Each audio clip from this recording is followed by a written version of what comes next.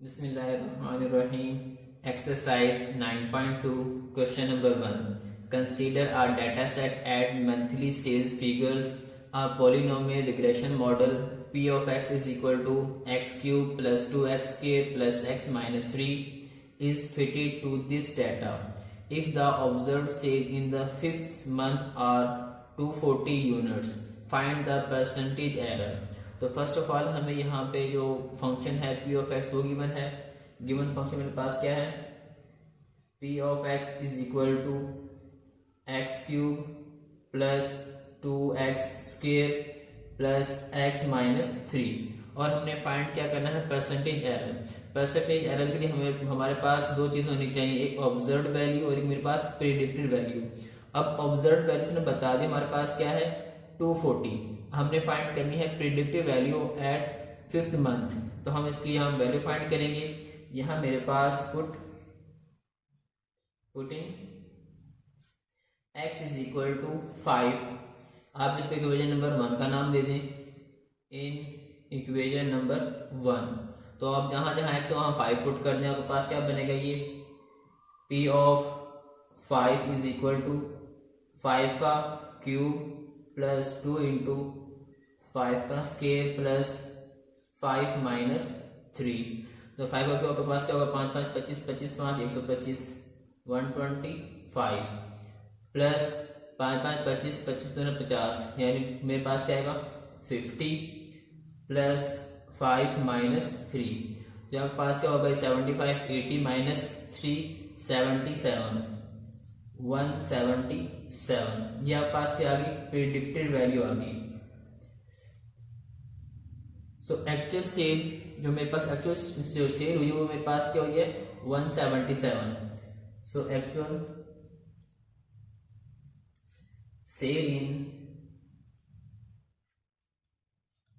The 5th month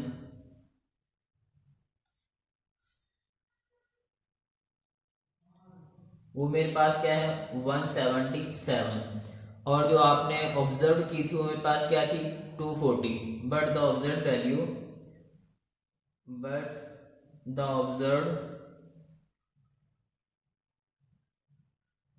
observed sale in the 5th month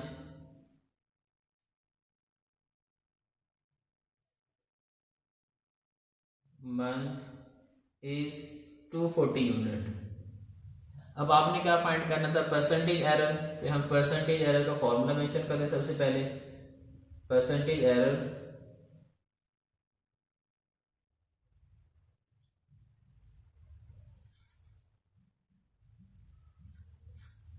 error is equal to observed value minus predicted value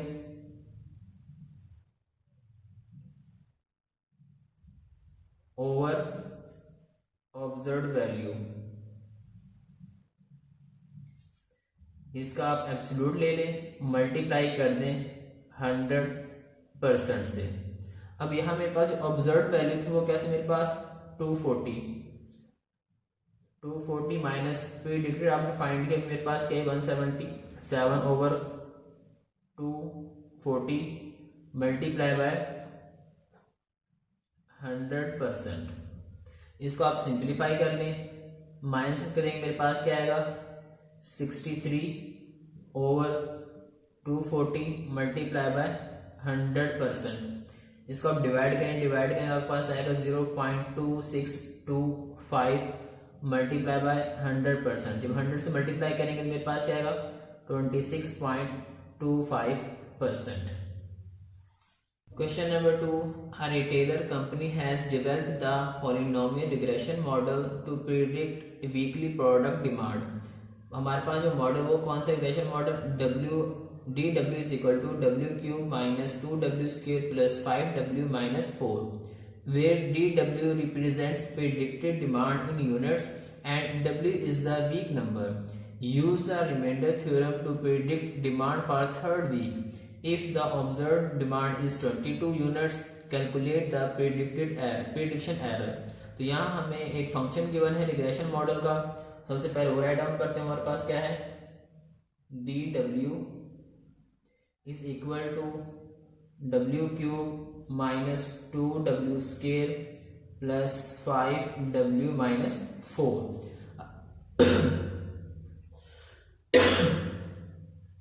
अब यहाँ हमारे पास observe value given है 22। हमने क्या करनी है, प्रिडिक्टेड वैल्यू फाइंड करनी है एट 3। जो हमारे पास जो predict demand for third week, तो यहाँ मेरे पास x जो w क्या होगा 3 होगा। Putting w is equal to 3 in equation number 1। आप इसको इक्वेशन नंबर 1 का नाम दे दें। तो यहाँ पुट कर दें d3 इज इक्वल टू 3 का cube minus 2 3 into square plus 5 into 3 minus 4। 3 का स्क्वेयर ओपन करें 3 3 9 9 3 27 यानी 27 माइनस 3 3 9 9 2 18 18। 3 को 5 से मल्टीप्लाई करें मेरे पास 15 आएगा और माइनस 4। अब इनको आप ऐड कर लें, 17 प्लस का है और मेरे पास 15 का है प्लस का है। 18 माइनस 15 माइनस 3 और माइनस 4 माइनस 7 27 माइनस 7 20। तो आपके पास क्या आ गई, 20 हमारे पास क्या आएगी, प्रिडिक्टेड वैल्यू आएगी। अब हमने क्या करना था, प्रिडिक्शन एरर फाइंड करना था। हमारे पास ऑब्जर्व वैल्यू, मेरे पास प्रिडिक्टेड वैल्यू आ गई यूनिट। ऑब्जर्व वैल्यू मेरे पास क्या है, बट ऑब्जर्व वैल्यू या observe demand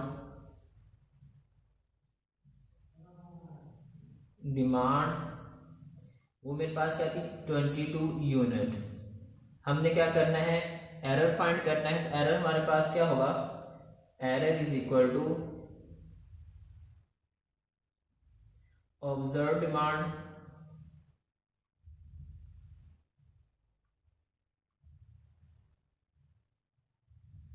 minus predicted demand.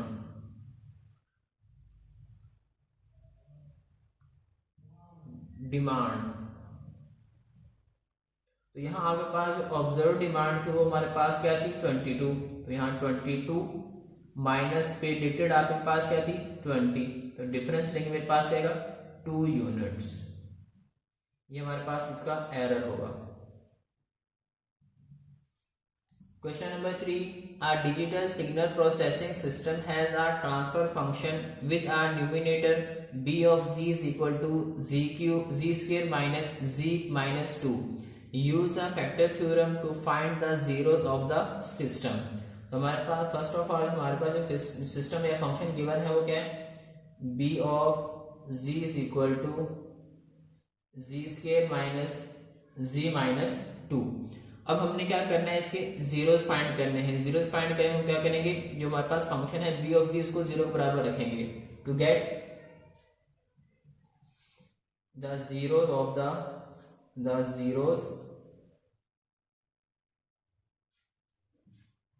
The system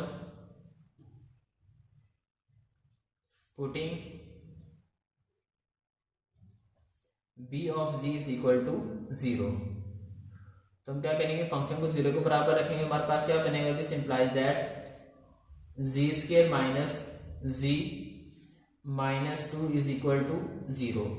अब मेरे पास क्वाड्रेटिक इक्वेशन है इन टर्म ऑफ z, तो आप इसके फैक्टर बना लें, मल्टीप्लाई करें, माइनस 2 है प्लस माइनस करने से 1 है, तो 2 1 जा 2 z square minus 2z plus z minus 2 is equal to 0।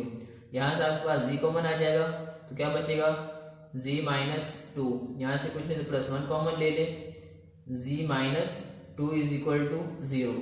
अब इन दोनों में से z माइनस 2 कॉमन आ रहा, कॉमन ले ले, z प्लस 1 यह पास बाकी बचेगा is equal to 0। z minus 2 is equal to 0 और z plus 1 is equal to 0। तो z is equal to 2 and z is equal to minus 1। तो आपके पास जीरोस हैं वो मेरे पास क्या है, z is equal to 2 or z is equal to minus 1, which are zeros of the system, which are zeros of the system. Question number 4, a signal process system has a transfer function h of z is equal to z square plus 3z plus 2 over z square minus 0.2z plus 0.9. Find the zeros of the transfer function by using the factor theorem. तो first of all हमारे पास जो function है वो write down करेंगे. h of z is equal to z square plus 3z plus 2 over z square minus 0.2z plus 0.9. अब हमने zeros find करने हैं बाय यूजिंग फैक्टर थ्योरम. तो हम क्या करेंगे, फंक्शन को जीरो के बराबर पुट करेंगे to get the zeros of